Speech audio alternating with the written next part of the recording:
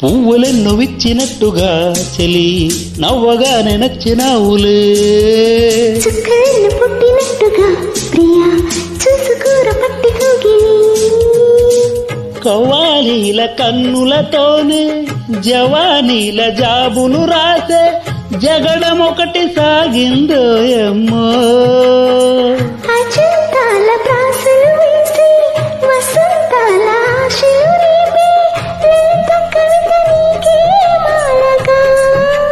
దూరసోకు తోరణాలు కౌగిలింత కారణాలై వంశధార నీటి మీద హంసలేఖ రాసిన ఉత్తరాల ఊరసి ప్రేమలేఖ ప్రేయసి అందమంతా అక్షరాల హారతివ్వగా అలా అలా అదంత వేడి వెన్నెలా.